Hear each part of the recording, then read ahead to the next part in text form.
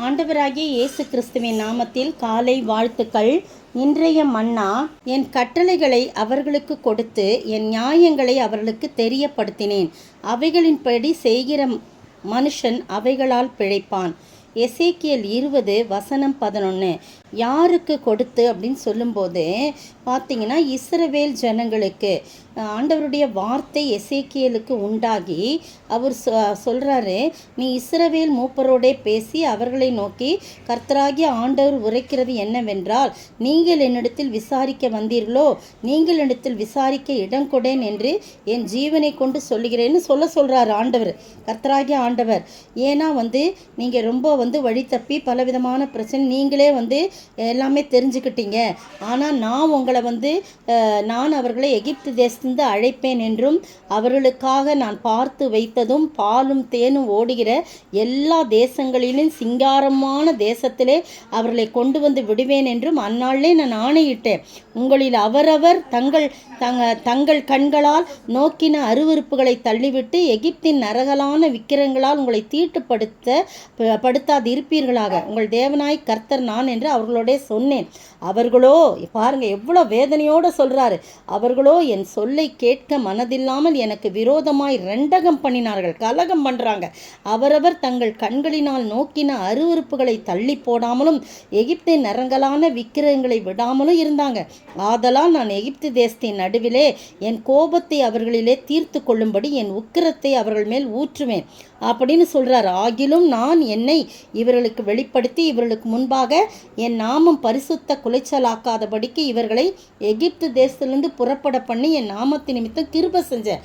ஆகையால் நான் அவர்களை எகிப்து தேசத்திலிருந்து புறப்பட பண்ணி அவர்களை வனாந்தரத்தில் அழைத்து அப்போ சொல்கிறார் பாருங்க, என் கட்டளைகளை அவர்களுக்கு கொடுத்து என் நியாயங்களை அவர்களுக்கு தெரியப்படுத்தினேன். அவைகளின்படி செய்கிற மனுஷன் அவைகளால் பிழைப்பான் என்று திட்டமோ தெளிவுமா சொல்கிறார்.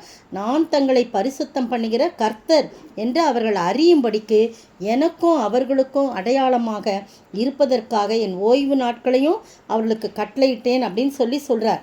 அப்போது எவ்வளவோ பாருங்கள், அடுத்த வசனமும் சொல்லுது, ஆனாலும் இஸ்ரவேல் வம்சத்தார் வனாந்தரத்தில் எனக்கு விரோதமாக ரெண்டகம் பண்ணினார்கள். என் கட்டளைகளின்படி மனுஷன் செய்தால் அவைகளால் பிழைப்பான். அவர்களோ அவைகளில் நடவாமல் என் நியாயங்களை வெறுத்து என் ஓய்வு நாட்களை பரிசுத்தத்தை மிகவும் குலைத்து போட்டார்கள். ஆதலால் அவர்களை நிர்மூலமாக்கும்படி வனாந்தரத்தில் உக்கிரத்தை அவர்கள் மேல் ஊற்றுவேன்னு சொல்கிறாங்க. இந்த அருமையான காலை வேளையிலே ஆண்டருடைய கோபம் நம்மேல் பற்றி எரியாதபடி கர்த்தருடைய வாக்கு தத்தங்களையும் நியாயங்களையும் கை கொண்டு வாழ ஆண்டவர் கிருபை செய்ய வேண்டும் என்று சொல்லி நாம் ஜெபிக்க வேண்டும்.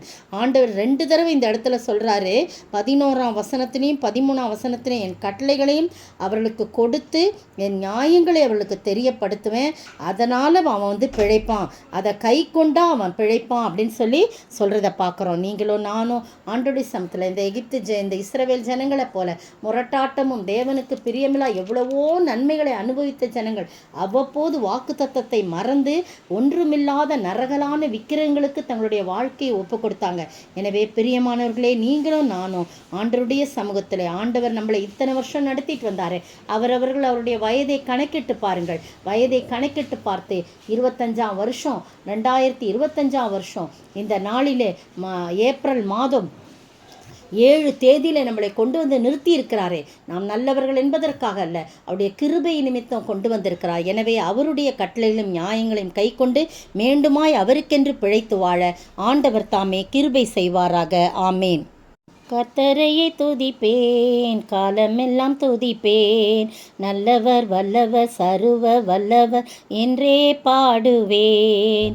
ஸ்தோத்திரிக்கிற ஆண்டவரே, துதிக்கிற ராஜா, வாழ்த்துகிற வணங்கிறப்பா தகப்பனே, நீர் சர்வ வல்லவர். உண்மையை நாங்கள் துதித்து போற்றி உம்முடைய நாமத்துக்கு மகிமையுள்ள சாட்சியாய் வாழ அதன் மூலம் நாங்கள் பிழைத்து உமக்கென்று பிழைத்து வாழ நீர் கிருபை செய்ய வேண்டும் என்று கர்த்தரும் மீட்பரும் ராஜாவுமாகிய இயேசு கிறிஸ்துவின் விலையேற பெற்ற நாமத்தில் ஜெபிக்கிறேன் பிதாவே. ஆமேன்.